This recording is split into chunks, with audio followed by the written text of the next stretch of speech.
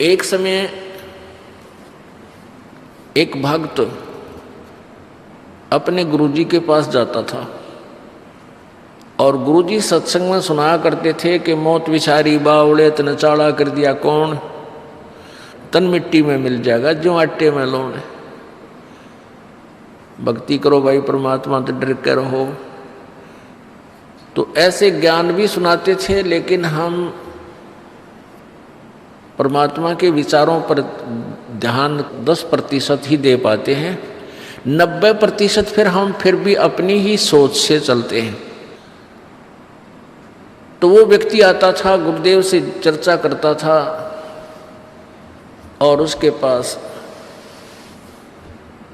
अच्छा पैसे वाला था, साहूकार था, धनी व्यक्ति था। गुरुजी के पास जाता था, 1 दर्जन केले, 2-4 किलो सेब, 2-4 किलो संतरे ये ले जाता था और कभी कभी दूध भी ले जाता था। और भी श्रद्धालु आते थे, दूध ले आते थे, कोई फल लाता था गुरुजी के वहाँ आश्रम में। लेकिन गुरुजी पतले दुबले से थे, तो साहूकार सेठ जो धनी था वो कहता था, गुरुदेव आप फल आहार करा करो, दूध पिया करो। तो गुरुजी कहते थे, भाई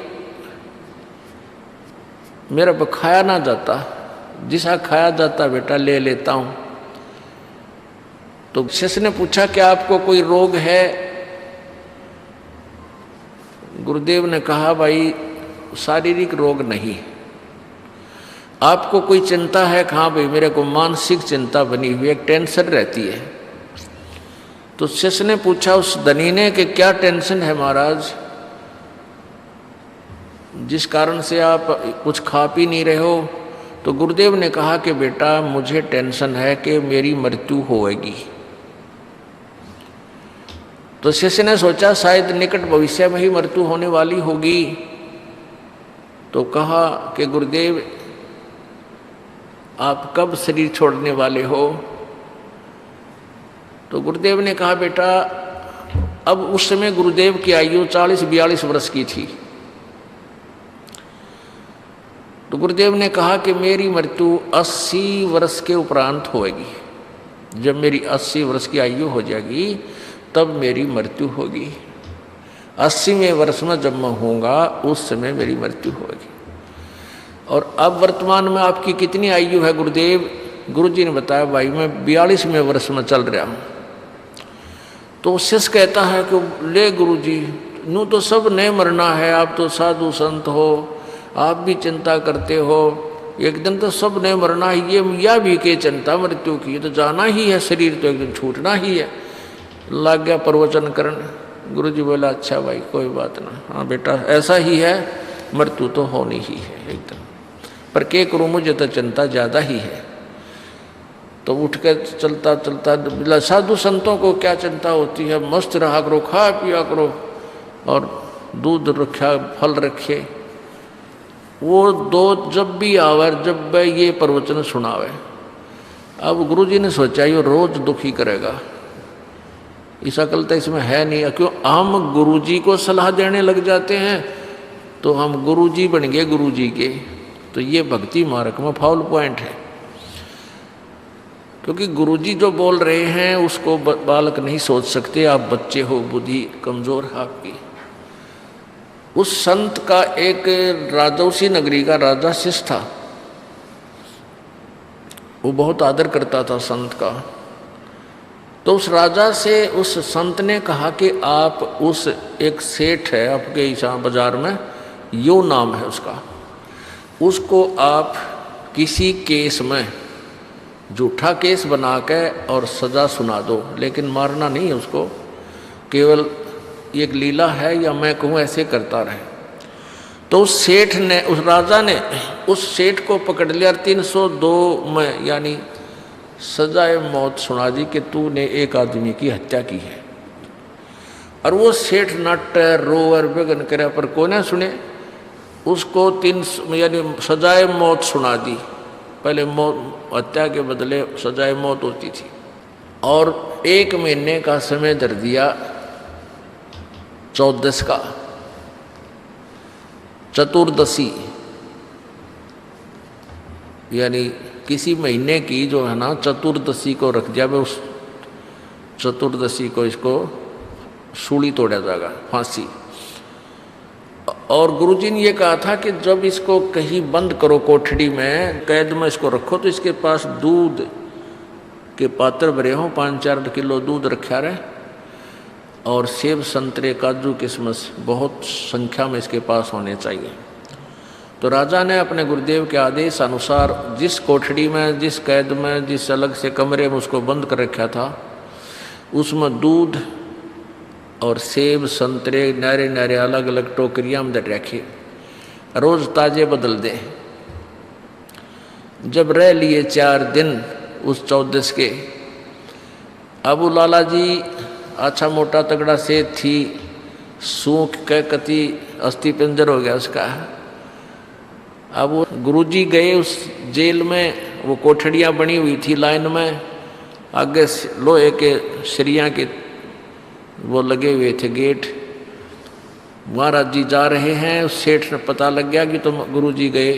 आवाज़ लगाई, गुरुजी गुरुजी, हे महाराज जी नमो नारायण, हे महाराज जी राम राम। महाराज जी को तो पता था, बोल लगा, मैंने देखते हैं आवाज़ लगा होगा, पता लग जाए कौन सी में फिट हो रहा है हमारा भगत।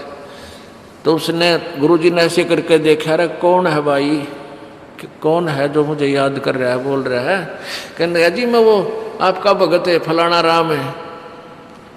गुरुजी ने ध्यान से देखा, ने बोला भाई तू तो बहुत कमज़ोर हो गया बेटा, क्या बात होगी। कहने लगा जी मेरे को झूठे केस में फंसा रखा है, मैं भगवान की कसम खा के कहूँ मैंने कति मानस नहीं मार रखा, और मेरे को 14 को हे भगवान 4 दिन रह गए, मैंने सजा सुनावेंगे। महाराज जी बोले भाई रोट के मैं खाना खूना नहीं खाता, तो बहुत वीक हो गया रहे, ये सेब संतरे दूध खाया नहीं करे, तू बहुत कमज़ोर हो गया। अब महाराज जी मुँह की तरफ भी ना करा जाता, कति रुचि ये नहीं बनती, मन तो 14 दिखा है 14 से। परमात्मा बोले भाई खाया पिया कर कोई बात ना, मरना से बेटा सब ने एक दिन मौत आनी है बेटा, मौत की भी क्या चिंता रहे भले आदमी, तू मेरे तन्यों क्या करता। महाराज जी खाओ पियो मौज कराया करो, और मौत या तानी है सबकी, तो बेटा 14 तो सबकी आनी है, क्यों चिंता कर रहा तो। हे महाराज जी कति बचा लो मर गया कति छोटे बालक से। तब गुरुदेव ने कहा बेटा जैसे तुझे या 14 दिखाई देती है और तेरे कलेजा बाहर ना रहा, ना ये खाने जी करता, ना कि मैं पीने को दिल करता, ऐसे ही मुझे 80 साल 80वां वर्ष दिखाई दे रहा है कि वो दिन आवेगा। इसलिए मैं अपने मालिक ने याद गणा करता हूँ, मुझे बकवाद अच्छी ना लगती। जैसे आज तुझे यहाँ कोई राग निकाल लो, चाहे फिल्म चला लो, और चाहे कितना डांस कर लो, तेरी रुचि नहीं बन सकती, या कहाँ जी नहीं बन सकती। जब राजा को बुलाया, छोड़ दे तो हमारा भगत है, यू गलती नहीं कर सकता। वो तो उनकी बतलाई हुई बात थी, राजा ने बरी कर दिया और चरण पकड़े। परमात्मा बोले ईब सुना, क्या हाल है तेरा। अग जी कति ना तो 2 नंबर का काम करूँगा हैं, और कद्दे भी मिलावट नहीं करूँगा, इतनी तो मैं गलती बहुत करूँ था। तो बेटा तेरे को सुधारना भी था, तो आवे था, चलो दान कर गया, उसके बदले धन दे देता भगवान, तो तू दूना माच रहा था और नरक में जाना था तुझे। और ऐसे याद रख ना विरापत्ति किस कारण से कब से आ जाए तेरे ऊपर, और मालिक की शरण में रहेगा तो बचाव बढ़ेगा। तो परमात्मा हमें क्या बताया करते थे, कबीरा ये तन जावेगा और सके तो ठाहर लाए, या सेवा कर सतगुरु की, एक सेवा कर सतगुरु की और गोविंद के गुण गाए। कहते हैं ये तन तो जावेगा, मृत्यु होगी, अवश्य होगी, ना कोई रहा इस शरीर में ना ही रह पावेगा, क्योंकि ये गंदा लोक है, ये रहने का स्थान नहीं है। ये इसलिए शरीर आपको दिया गया है कि इस मिट्टी से आप सोना बना सकते हो, इस मिट्टी से। इसमें राम सतनाम का बीज बीज के और धर्म आदि 5 यज्ञ की सिंचाई करके आप इसे मोक्ष रूपी ये फल प्राप्त कर सकते हो। यदि ये नहीं कर सके तो ये यूजलेस है, ये मिट्टी में मिट्टी एक दिन मिल ही जानी है। फिर क्या है कि परमात्मा कबीर जी कहते हैं कि कबीर ये तन जावेगा, सके तो ठाहर ला। ठाहर क्या होता है? एक सपोर्ट। जैसे पहले पुराने समय में हमने देखा घर कच्चे होते थे, मकान कच्चे मकान थे, मिट्टी की ईंटों से बने हुए, ऊपर से मड प्लास्टर होता था, यानी गारा का प्लास्टर कर दिया करते थे, और उसमें ऊपर कड़ी होती थी, कड़ी लकड़ी, इसकी काठ की लकड़ियाँ की कड़ी होती थी, छोटे छोटे वुडन बैटन बोलना जिसका, और एक सतीर होता था वुडन बीम। तो कई पुराने मकानों में वो बीम जो होता था, सतीर, वो क्रैक हो जाता था, और उसके नीचे क्या करते थे वो घर वाले, एक और मोटी कड़ी, मोटी बली बोले, बड़ी, ये जैसे बल्ली बोले हैं, बल्ली, ऐसी मोटी बल्ली, और नीचे एक प्लेटफार्म सा बना के या कोई पत्थर उत्थर मजबूत रख के जमीन पे, और उस बल्ली ने उसके नीचे सपोर्ट दे देते थे। जहाँ से वो क्रैक हो गया, वो सतीर जहाँ से टूटने वाला था, गिर जाना था, उसने सारी छत गिर जानी थी, मकान गिर जाना था, तो उस एक ठाहर ने, उस एक सपोर्ट ने, उस बल्ली ने उस सतीर को सहारा दे दिया, वो गिरा नहीं, टूटा नहीं। और वो बल्ली से बनवाने 20 वर्ष निकल जाए उसके, वो छातनियों की न रुकी। तो परमात्मा कहते हैं हो सकता है कोई प्रारब्धवश, आपके संस्कारवश आपकी मृत्यु होने वाली है, और छोटी उम्र में होने वाली है, 20 वर्ष में, 30 वर्ष में, 40 वर्ष में। यदि आपने परमात्मा की शरण ग्रहण कर रखी है, कबीर परमेश्वर की, तो वो परमात्मा आपकी इस जीवन को ठाहर बन जाएगी। वो परमात्मा की भक्ति आपके इस जीवन में उस मृत्यु होने वाले समय में ठाहर बनेगी, वो सपोर्ट बनेगी, बल्ली का काम करेगी, और फिर मनमाना आप 20 साल 30 वर्ष और जीवित रह सकते हो। तो परमात्मा कबीर जी कहते हैं, कबीर ये तन जावेगा, सके तो ठाहर लाए, एक सेवा कर सतगुरु की और गोविंद के गुण गाए। यानी इसको रोकने के लिए, इस जीवन को उस आगे एक्सटेंशन भी चाहता है, तो परम संत की शरण में आ सेवा कर। यानी सेवा का तात्पर्य है कि उसके जैसे भी वो आदेश दें उसी प्रकार सत्संग सुन, यहाँ आकर के दान पुण्य जैसा तेरे हाथ से बनाकर, और भक्ति जो उसने उपदेश दिया है सच्चा, उसका जाप करो। इससे तेरी आयु भी एक्सटेंड हो जाएगी। अब जैसे ये ज्ञानहीन व्यक्ति थे, जिन्होंने भक्ति का ज्ञान नहीं, परमात्मा को पहचाना नहीं, ऋषि महर्षि की पदवी पा गए, उन्होंने पूरे समाज को उल्टा घुमा दिया। अब जैसे कोई व्यक्ति दुखी है, संस्कार के यानी पाप कर्म, देखो पुण्य से सुख होता है प्राणी को और पापों से दुख होता है, अंडरस्टूड है, ये तो प्रत्येक ने बेरा है।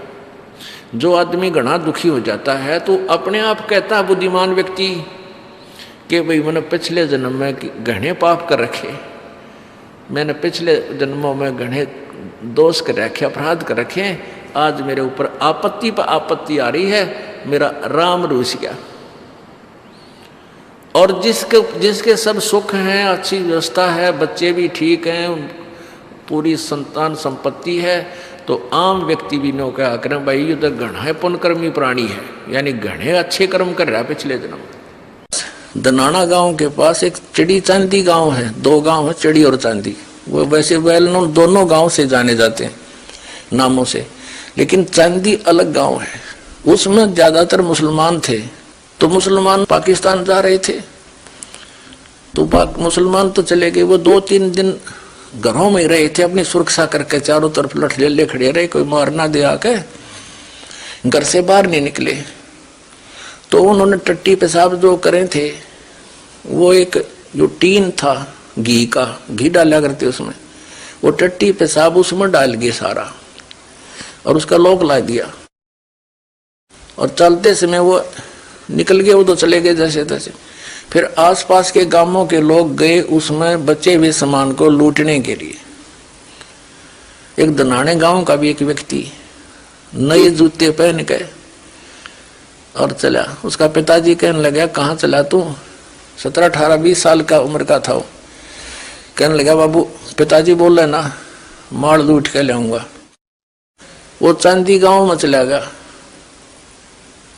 तो उसने, क्योंकि उस समय थोड़ी शिष्टाचार अधिक था, वो एक घर में घुसने लगा तो खूब लिपया पोता बढ़िया सुथरा था, उन्हें जूती बाहर काट दी। अब प्रवेश कर गया घर में सामान ढूंढने के लिए। पीछे तो उन जूतिया ने कोई और पहन गया, वो नए जूते। उसने और तो कुछ पाया ना। उसने सोचा घी का टीन है 12 और लोक लाग रहा है।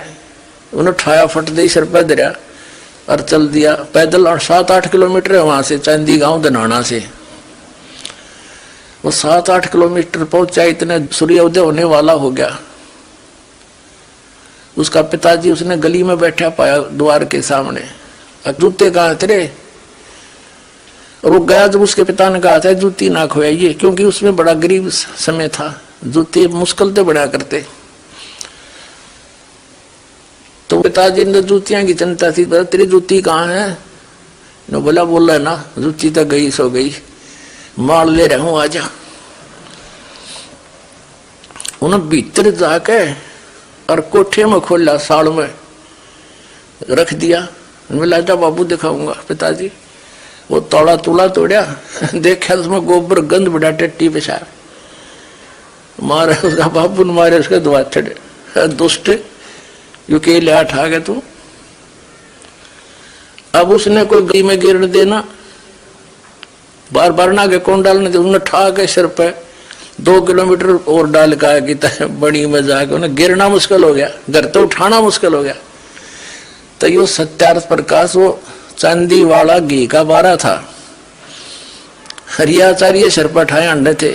हरिदास ने इसका ताला खोल के दिखा दिया, इसमें माल तो देख लो के है, लेवल तो देसी घी का है, पर माल के ही दिखा दिया इनका। ये भी न कि तो फूकना मुश्किल हो जाएगा।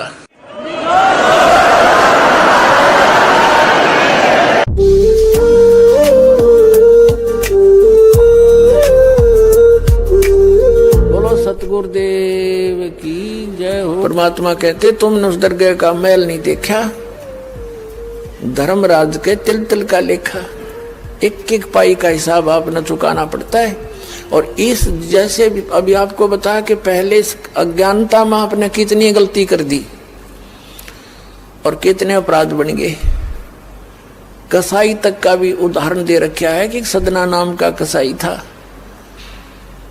और वो भी अपने जॉब को छोड़ना नहीं चाहता था। कदे भूखा मर जाऊं मैं और क्या करूंगा। भगवान संतों का ज्ञान सुना, पर संत से मिला सदना और प्रभावित हुआ, सारी बातों को स्वीकार किया, लेकिन रोजी रोटी फिर अड़ गई आगे।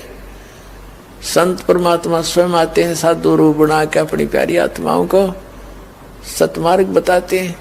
कबीर परमेश्वर आते हैं, साधु रूप में बैठे थे।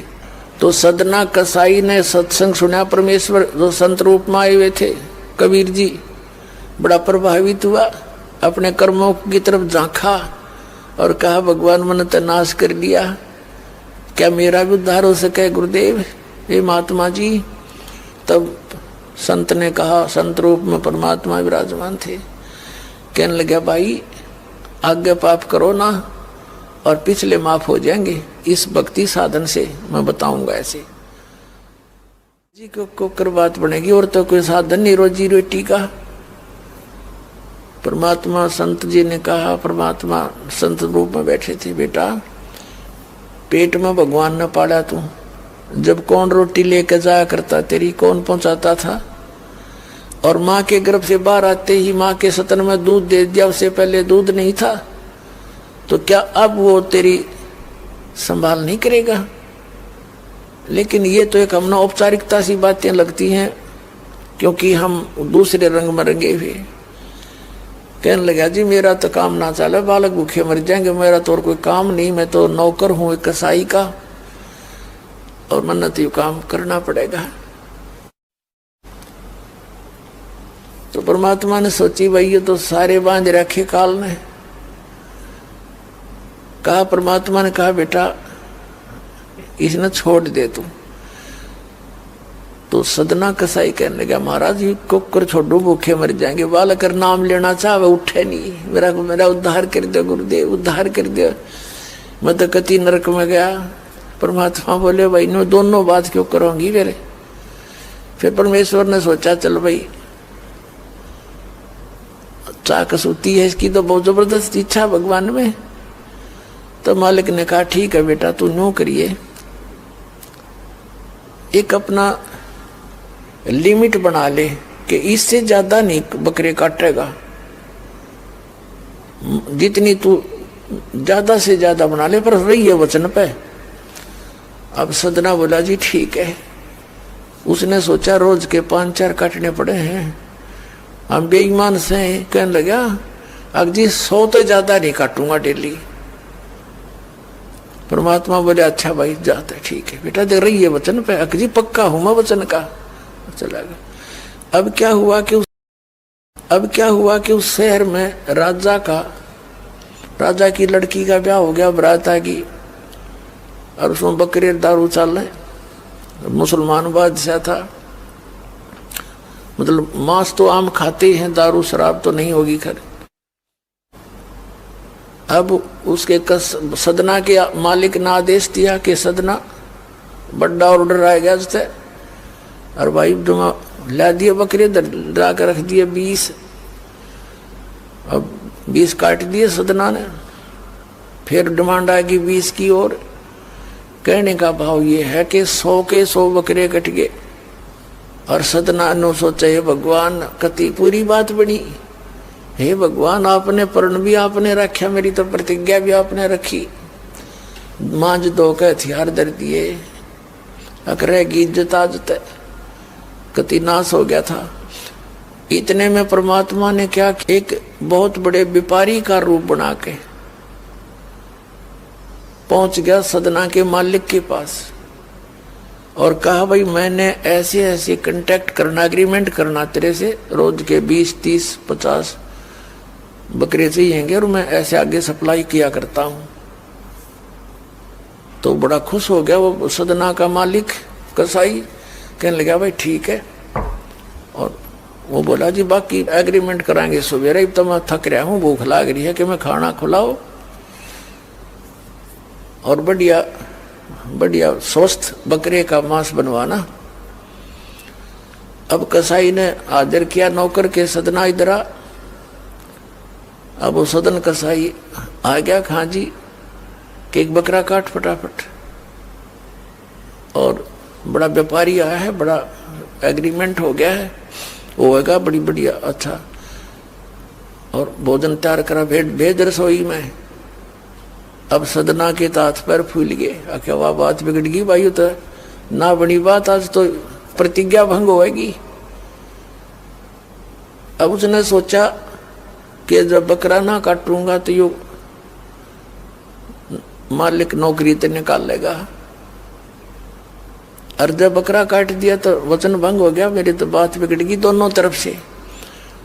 तो उसने सोचा एक आदमी का भोजन बनेगा, तो उसने क्या सोचा कि बकरे के नड़े नड़े काट दूं अंडकोश, अब मेरा पर्ण भी रह जाएगा और भोजन भी बन जाएगा एक आदमी का। हथियार उठाया और बकरे के वो नड़े काटने चाहे, बकरा बुलवा दिया परमात्मा ने बोला सदना और देख भाई मर्यादा ना तोड़े, ना जाने कितनी बार तो तू बकरा बन लिया और मैं बना कसाई। और देखियो मैंने तेरे गल काटे हैं, तेरे को ऐसे नहीं काटा जैसे तू काटने जा रहा है। अब सारी रात तड़प कर मरूंगा मैं, तन्ने भी फिर मैं ऐसे ही काटूंगा तेरे को, ये देख लेना। अब बकरा किस सदना किसके बकरे काट रहा था, हाथ मत कर छूट गई, कप्पा खड़ा खड़ा बकरा बोले ना काटर बैठ गया रोए। मालिक ने बाट देखी, रसोई में आवाज लगाई, रसोई से संदेशा गया जी अभी तक आया नहीं, मटेरियल पदार्थ नहीं आया, बनाऊं के ऊपर। खुद मालिक गया, सदना से कहा कि सदना क्या करा तूने, काटा नहीं बकरा? मैं नहीं काटू मालिक, मैं नहीं काटू। उसने सोचा ये तो दुश्मन है, ये प्रसन्न नहीं है मेरे इस एग्रीमेंट से, ये काहे का नौकर है। अब ला तू नहीं काटे ना, ना मैं काटू। उठा गुस्से में सदना के दोनों हाथ काट दिए उस कसाई मालिक ने, अरे एक मारी लात करते पार काट दिया। अब जैसे भी ट्रीटमेंट वगैरह करा करो का, महीने 2 महीने रो पीट कर उन्हें सोची क्या करूं भाई। उसने सोचा चल पड़ी यहां से। उस संत ने कहा था मैं वहां जगन्नाथ के मंदिर में रहता हूं, वहां आ जाना। उस जगन्नाथ के मंदिर की तरफ चल पड़ा कि भाई परमात्मा ने जब इतना चमत्कार दिखाया है, बकरा बोलिया, इसे बुंडे काम ना मैं तो कदे भी ना करूं, मरवा से जीवा से भूखे मरे।